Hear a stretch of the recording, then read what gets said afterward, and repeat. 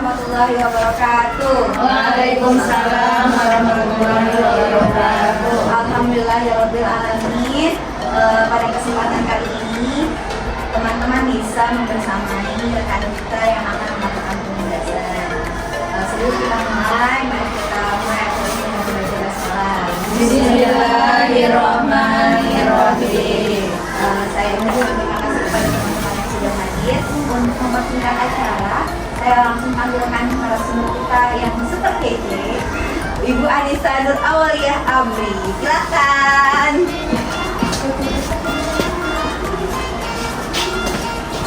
Assalamualaikum warahmatullahi wabarakatuh. Waalaikumsalam warahmatullahi wabarakatuh. Terima kasih kepada ibu-ibu teman-teman yang sudah hadir di sini untuk menghadiri diseminasi pemahaman dan penerapan budaya positif yang merupakan tugas dari tugas PDO KPTK kemarin saya PGP di PDO KPTK.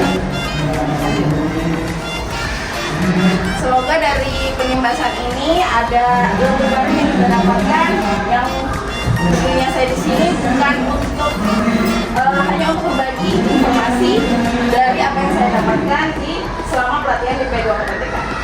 Sebelum dimulai ada baiknya untuk biar tidak tegang ada sedikit ice breaking ataupun energetic kata Bu Istimewa untuk membangkitkan energi walaupun kita sudah semangat dari Bu Ibu ya. Lanjut.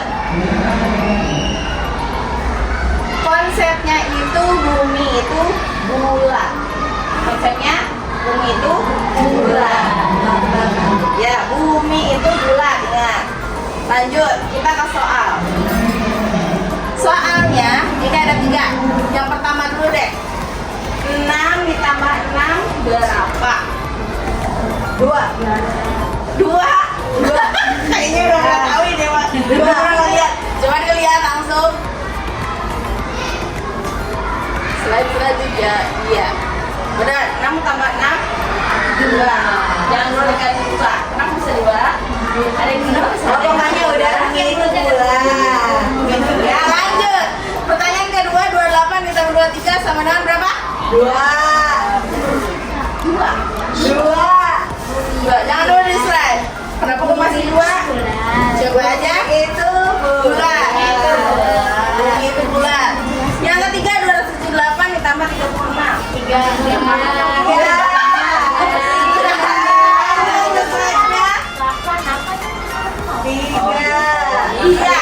Dari 8 itu 2 yang bulat. Yang bulat bulatnya itu 1 2 2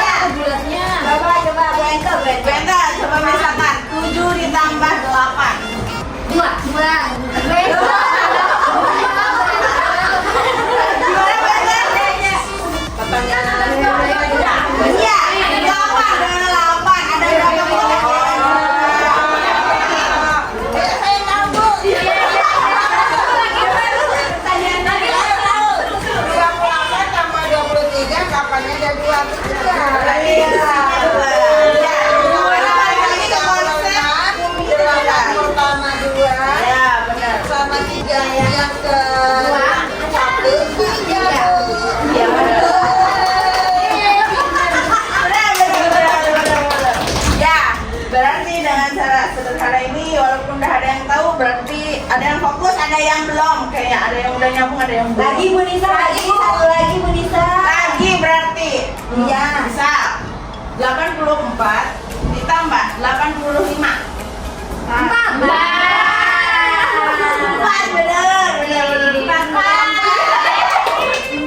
Jadi saya ngerapain begini. Udah ya, udah nyambung ya maksudnya. Lanjut. Nah, kita lanjut ke materi. Apakah Bapak Ibu sudah tahu mengenai budaya positif? Budaya positif merupakan budaya yang akan merupakan penerapan dari kurikulum Merdeka saat ini. modul budaya positif. Yang pertama perubahan paradigma belajar, yang kedua disiplin positif, yang ketiga kebutuhan dasar manusia, yang keempat motivasi perilaku manusia, yang kelima posisi kontrol restitusi, yang keenam keyakinan kelas, dan yang ketujuh segitiga restitusi. Dari yang pertama yakni pembelajaran dengan paradigma baru. Seperti yang kita sudah ketahui, untuk kurikulum merdeka. Kurikulum merdeka itu adalah pembelajaran dengan paradigma baru yang dirancang berdasarkan prinsip pembelajaran yang terdiferensiasi sehingga setiap siswa belajar sesuai dengan kebutuhan tahapan perkembangan untuk mewujudkan profil pelajar Pancasila seperti bergotong royong, berkepentingan tunggal, kreatif, mandiri, beralat kritis, dan beriman bertakwa kepada yang Tuhan Yang Maha Esa. Jadi paradigma baru itu merupakan konsep dari kurikulum merdeka dengan menerapkan profil pelajar Pancasila. Nah, paradigma baru di kurikulum merdeka ini mereka menerapkan kurikulum merdeka ini diharapkan ibu-ibu guru dapat memenuhi kebutuhan siswa dengan sesuai kebutuhannya. Misalkan si siswa butuhnya ilmu itu bisanya hanya diserap dengan melihat. Jadi kita harus memerlukan media yang ada penglihatan yang bisa dilihat, media yang misalkan gambar, video. Jadi si siswa bisa masuk ilmunya. Ataupun ada siswa yang misalnya Bu saya kesusahan dengan soal yang ini, apa bisa ada soal yang lain yang serupa. Jadi kita bisa mengikuti kebutuhannya, tidak menyamaratakan antara siswa yang ini dan yang ini sama. Sedangkan kan di sekolah kita juga memang ada yang sudah bisa baca ataupun belum bisa baca, ada yang bisa menulis, tapi ada yang bisa nulis tapi nggak tahu huruf. Nah, itu tidak bisa kita samakan. Itulah yang diharapkan dari kurikulum merdeka untuk memenuhi kebutuhan siswa masing-masing yang berbeda-beda. Nah, selanjutnya disiplin positif. Namanya disiplin adalah menurut kita disiplin positif itu apa? Seperti mematuhi peraturan. Kita mematuhi peraturan yang ada. Positif itu artinya baik. Coba kita selanjutnya. Slide selanjutnya. Nah, ini sudah ada yang membahas mengenai pertanyaan pemantik dari hukuman dan dapat mendisiplinkan anak. Sudah setuju?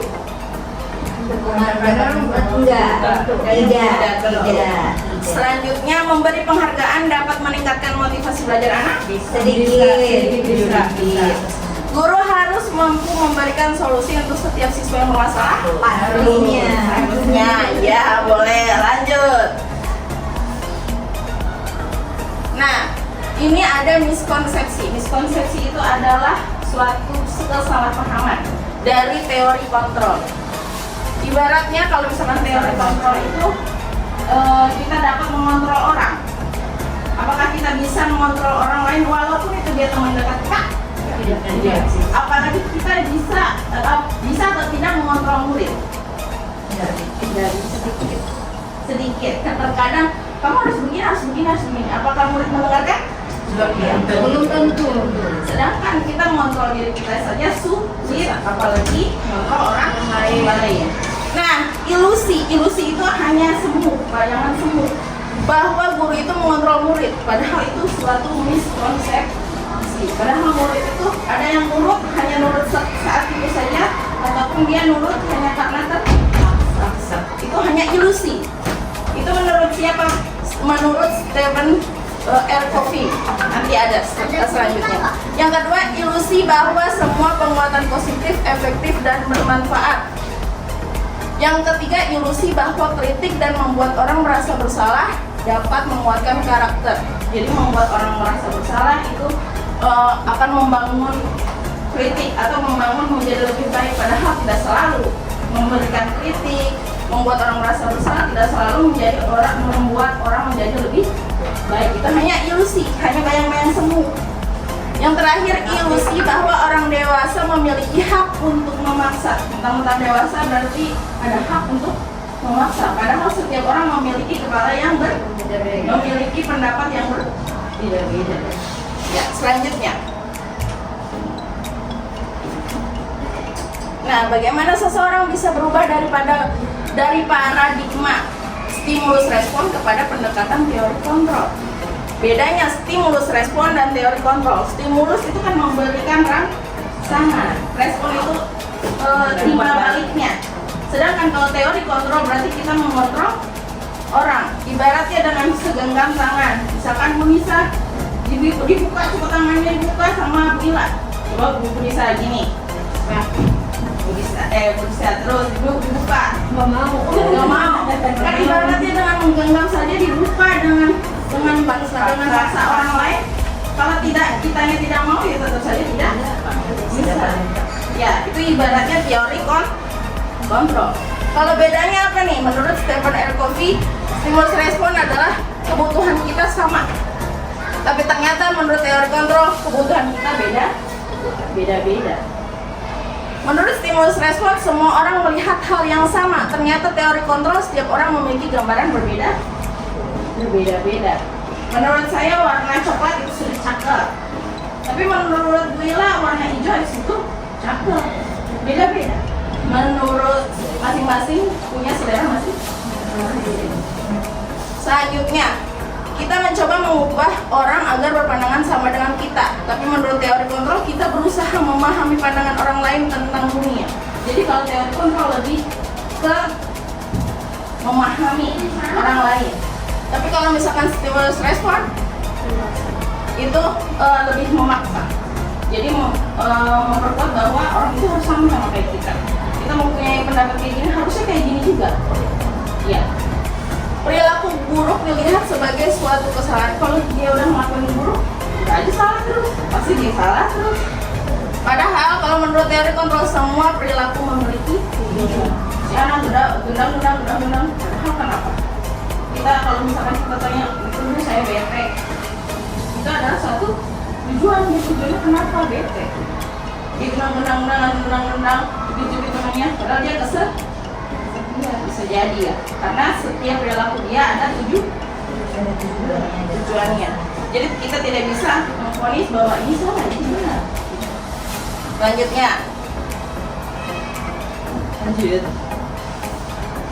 Disiplin positif. Disiplin itu sesuatu yang dilakukan seseorang pada orang lain untuk mendapatkan kepatuhan. Kita cenderung menghubungkan kata disiplin dengan ketidaknyamanan. Kadang kita mendisiplinkan diri aja sudah tidak nyaman. Ibarat datang tepat waktu sudah tidak nyaman.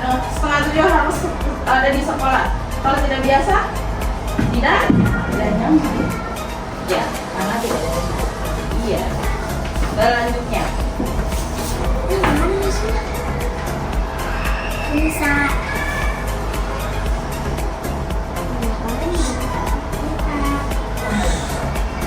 Nah, Ki Hajar Dewantara menyatakan bahwa di mana ada kemerdekaan, disitulah harus ada disiplin yang kuat.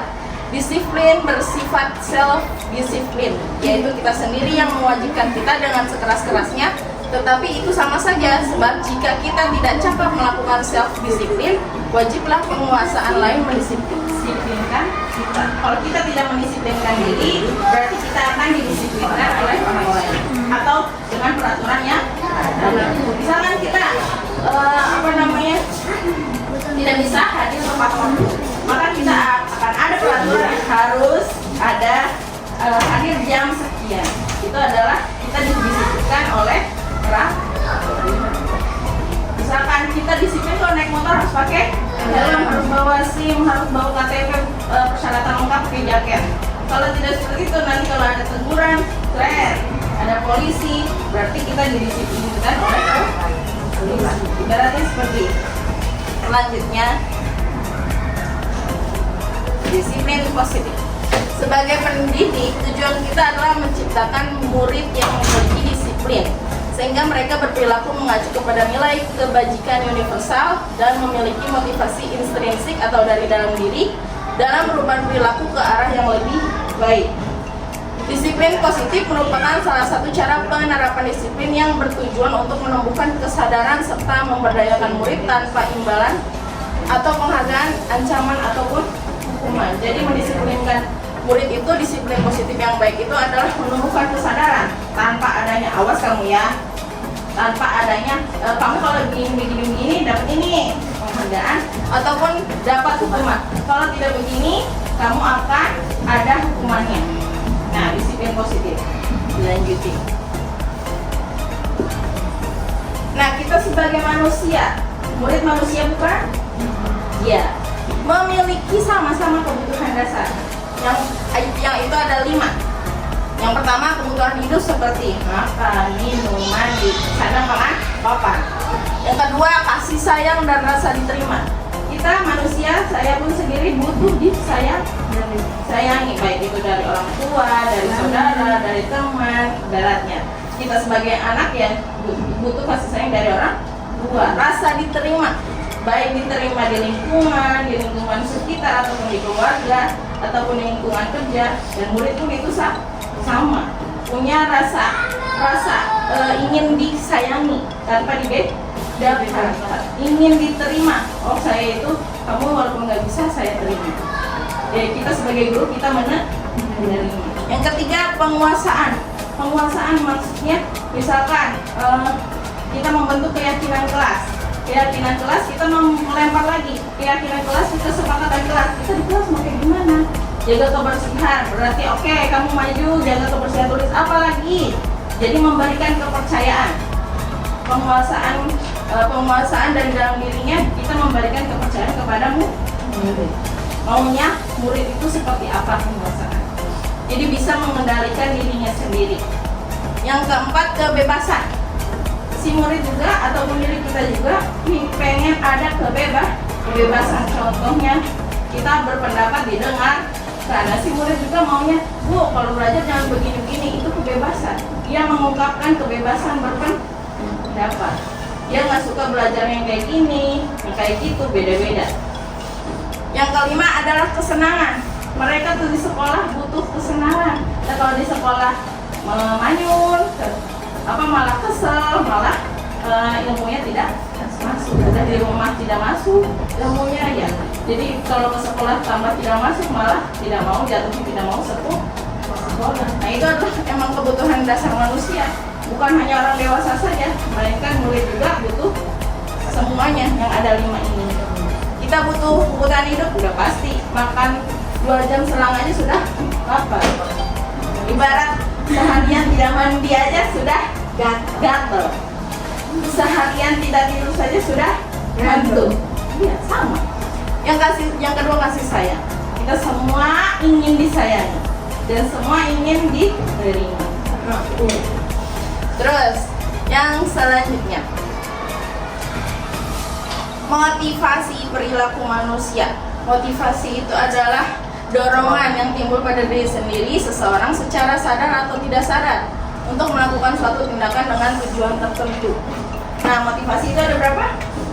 Ada dua. Yang pertama dari intrinsik atau dari dalam dirinya. Yang kedua ekstrinsik atau dari luar dirinya. Nah, 1, 2, 3 ini kita tebak. Menghindari ketidaknyamanan dan hukuman itu intrinsik atau ekstrinsik?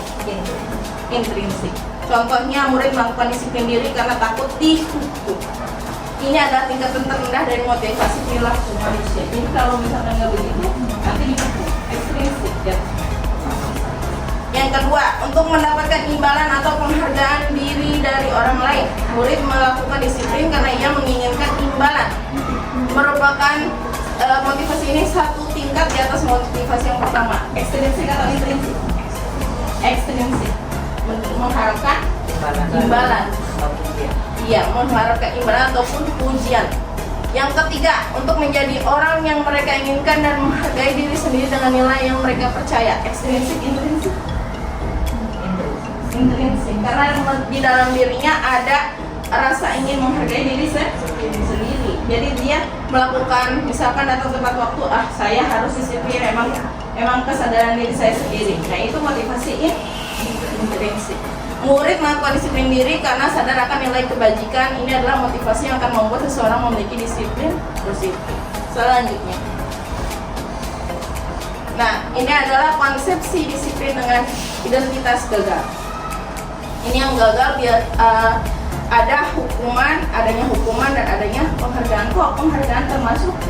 Nanti kita bahas.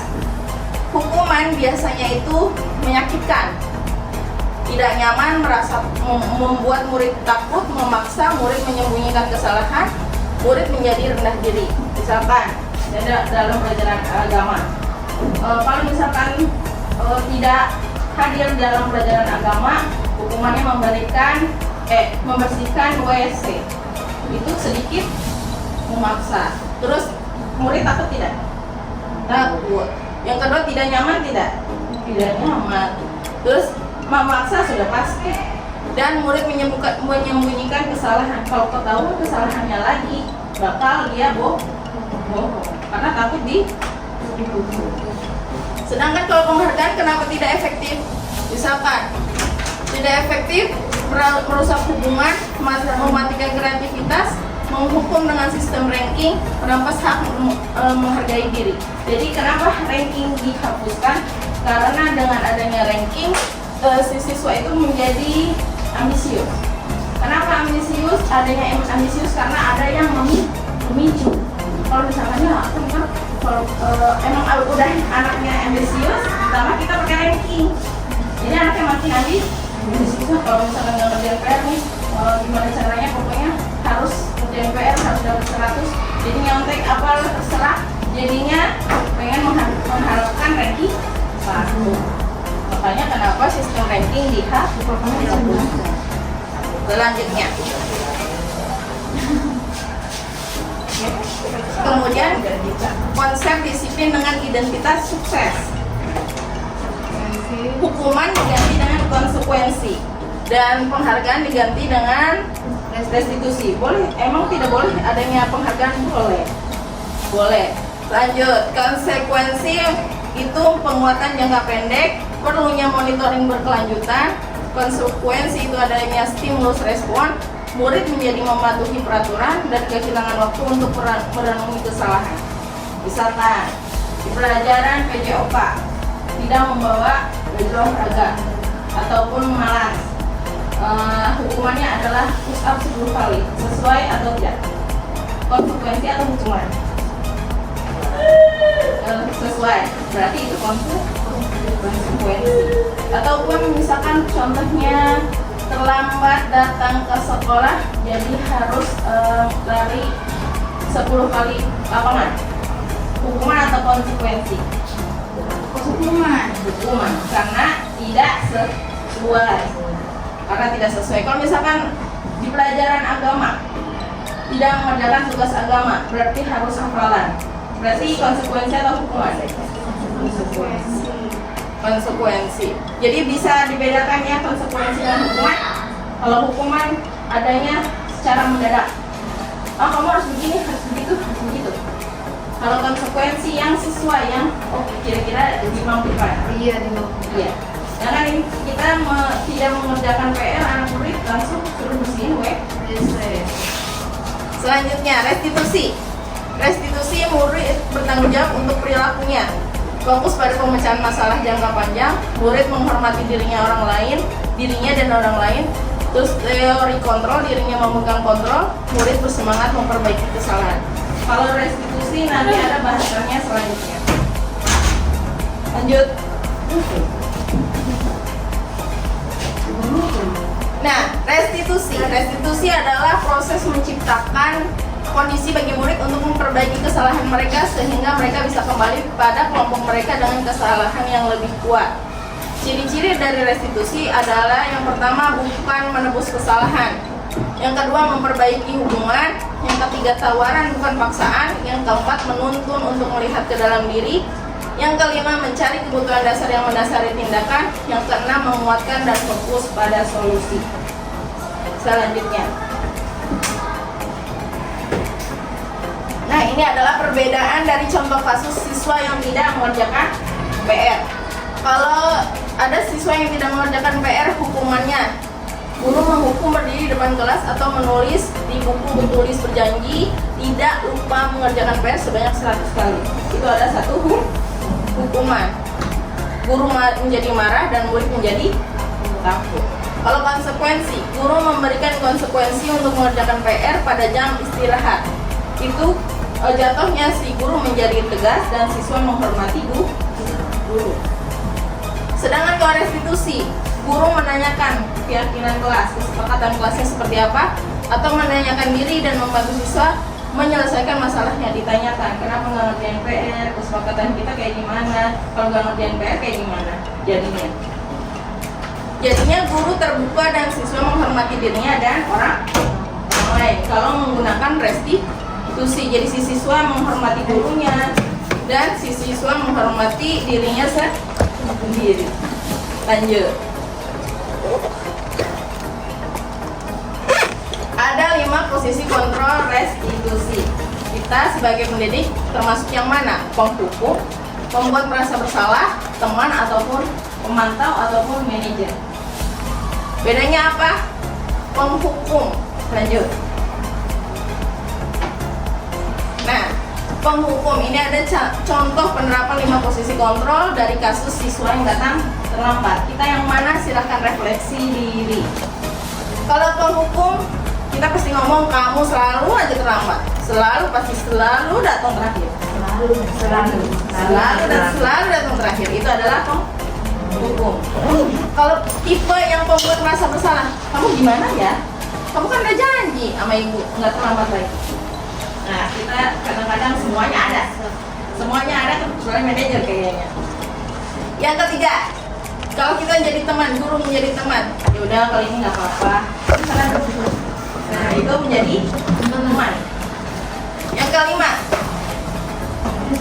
pemantau. Peraturannya apa? Apa emang yang kamu udah lakuin? Peraturannya apa coba? Itu menjadi pemantau. Sedangkan manajer, apakah kamu mengetahui kesalahan kamu? Enggak. Karena anak enggak, Bu, nggak tahu. Ataupun coba diingat-ingat. Nah, siapa tahu dia terpancing. Jadi kita kebanyakan yang mana? Menghukum ada, kadang membuat rasa bersalah, kadang jadi pemantau. Kalau aku teman, jadi teman udah saking malesnya aja, udah pemantau daripada ribet jadinya teman. Nah, ini posisi kontrol. Iya, lanjut. Keyakinan kelas. Kenapa keyakinan kelas? Kenapa tidak peraturan kelas? Kenapa kita memiliki peraturan tentang penggunaan helm pada saat mengendarai motor? Kenapa kita memiliki peraturan tentang penggunaan masker dan mencuci tangan setiap saat? Kenapa? Kenapa? Sudah peraturan. Kan beda katanya. Kenapa? Kita memiliki peraturan. Karena banyak yang nggak pakai masker. Karena tidak boleh pakai masker. Kalau helm, kenapa pakai helm? Keselamatan. Kalau keyakinan kelas, kenapa nggak peraturan kelas? Biasanya kan peraturan kelas. Kenapa keyakinan kelas? Karena dengan keyakinan kelas kan dibuatnya bareng-bareng. Yang diyakini menurut mereka itu benar. Jadi lebih kuat dari peraturan kan hanya dari masing-masing. Iya, boleh. Itu aja dulu. Iya. Itu masih saya sendiri. Nah, kalau keyakinan kelas memang memiliki 2 arah. Ibaratnya muridnya itu bekerja dan gurunya oke boleh mengiyakan. Jika disetujui. Maksudnya kalau perbedaan keyakinan kelas dengan peraturan kelas itu tidak boleh membuang sampah sembarangan. Memiliki kalimat negatif. Kalau keyakinan kelas harus diganti dengan kalimat positif. Contohnya, tidak membuang sampah sembarangan, itu satu peraturan kelas. Kalau di keyakinan kelas menjaga kebersihan, Buang sampah pada tempatnya. ya boleh. Misalkan kalau misalnya di peraturan kelas tidak mencontek dengan teman. Kalau di keyakinan kelas Kerjakan dengan jujur. ya boleh kerjakan dengan jujur. Itu adalah contoh dari keyakinan kelas. Berikut adalah contoh keyakinan kelas dari kelas 4C. Ya, kelas Yang pertama, harapannya memiliki kelas yang bersih, wangi, nyaman, dan sejuk. Yang kedua, memiliki kelas yang tertib dan aman. Yang ketiga, memiliki teman yang akur, baik, dan saling tolong menolong. Yang keempat, memiliki kelas yang penuh karya. Jadi tidak ada kalimat negatif, tidak ada kata tidak atau jangan. Bedanya keyakinan kelas dengan peraturan kelas. Apakah Bapak Ibu sudah membuat keyakinan kelas? Ya. Selanjutnya, bentuk keyakinan kelas. Nah, seperti yang tadi sudah dijelaskan, keyakinan kelas lebih bersifat abstrak dari peraturan yang lebih rinci dan konkret. Lebih bersifat abstrak, jadi ada kata-kata yang ibarat, perumpamaan. Kayak tadi, tidak boleh mencontek, kerjakan dengan jujur. Maksudnya tidak mencontek juga kan, sama? Iya. Keyakinan kelas hendaknya tidak terlalu banyak hingga mudah diingat dan dipahami oleh semua warga kelas. Jangan sampai 20, jangan bakal ingat anak-anak mau. Paling kan 10 ataupun 5. Keyakinan kelas sesuatu yang dapat diterapkan di lingkungan tersebut. Jadi yang sesuai dengan keadaan di kelas. Iya. Keyakinan kelas senantiasa dibuat dalam bentuk positif, tidak dengan kalimat negatif. Semua warga kelas hendaknya berkontribusi dalam pembuatan keyakinan kelas lewat kegiatan curah pendapat seperti tadi, ataupun boleh pakai kertas, warna-warni, ataupun boleh silakan ya, ada yang mau berpendapat, kita kesepakatan kelasnya seperti apa, maju dengan video, boleh. Bersedia meninjau kembali keyakinan kelas dari waktu ke waktu. Jadi kalau misalkan asalnya kelas 2, di kelas 3 ketemu lagi, boleh diganti lagi keyakinan kelas. Selanjutnya, nah, yang terakhir adalah segitiga restitusi. Segitiga restitusi adalah yang pertama, menstabilkan identitas kita semua melakukan hal terbaik yang bisa kita lakukan. Yang kedua, validasi tindakan yang salah, semua perilaku memiliki alasan. Yang ketiga, menanyakan keyakinan kita semua memiliki motivasi internal ataupun motivasi dari dalam diri. Lanjut. Nah, ini adalah contoh dari segitiga restitusi. Boleh diklik.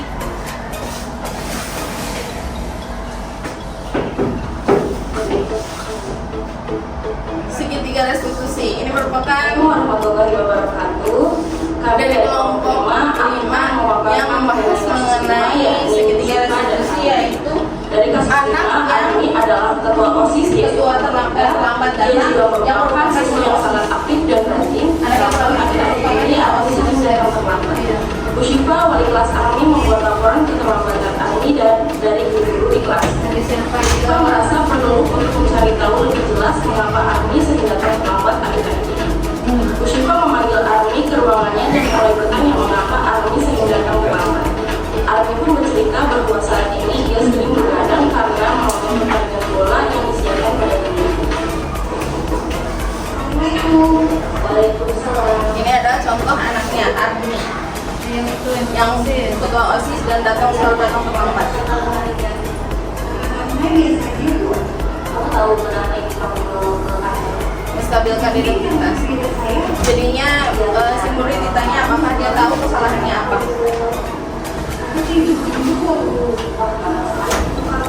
Apa sih kegiatan yang kamu lakukan kali malam ini? Nonton sepak bola favorit. Kalau favorit bola itu suka bola. Masih datang ke sekolah bola lama. Iya, pasti dia bisa tinggal pelajaran.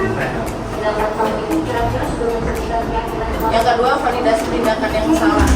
Jadi dia menyadari kalau misalkan datang terlambat adalah tindakannya salah.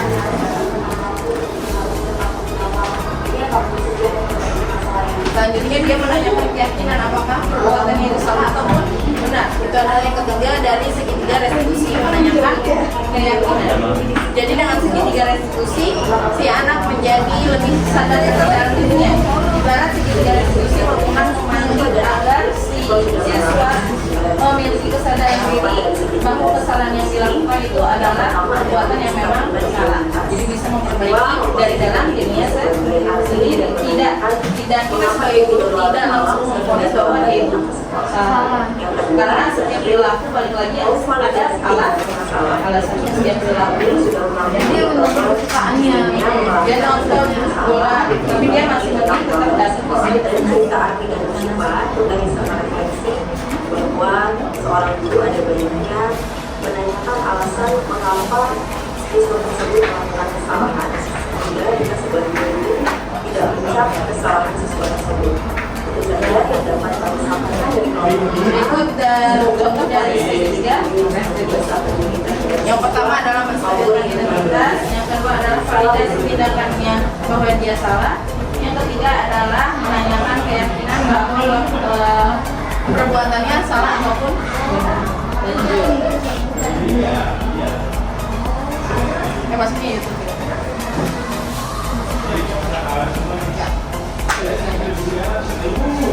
Dan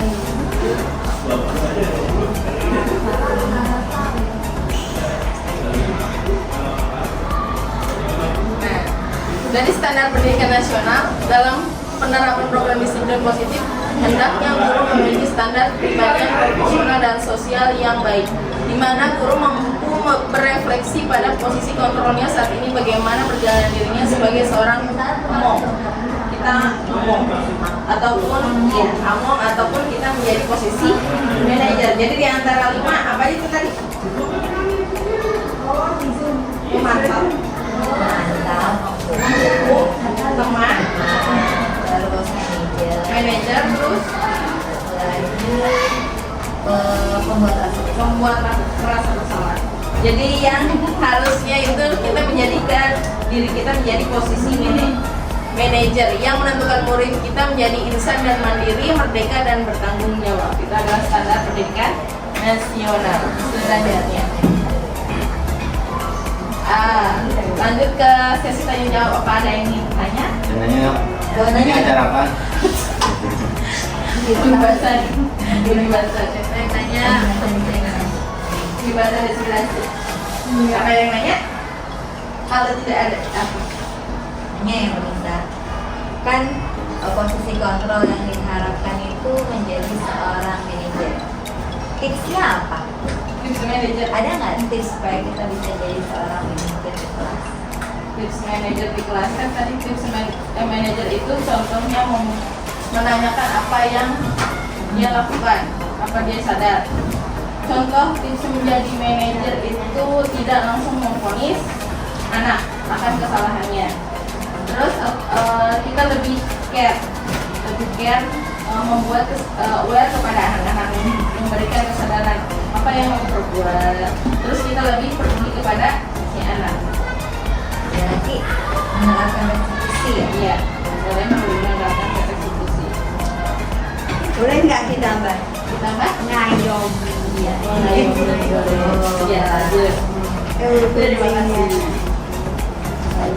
Ada juga yang mau ditanyakan? Sudah cukup. Cukup. Lanjut. Alhamdulillah. Alhamdulillah. Terima kasih kepada ibu bapak yang sudah hadir di pembahasan saya. Semoga ada sedikit ilmu yang nempel dari pelajaran hari saya. Kurang lebihnya, mohon maaf. Wassalamualaikum warahmatullahi wabarakatuh. Waalaikumsalam.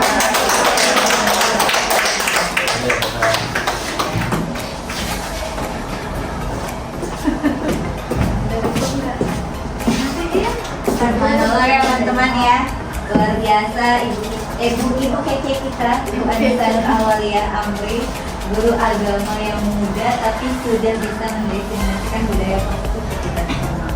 Kita akhiri kegiatan kita hari ini dengan membaca hamdalah. Alhamdulillah. Assalamualaikum warahmatullahi wabarakatuh. Waalaikumsalam.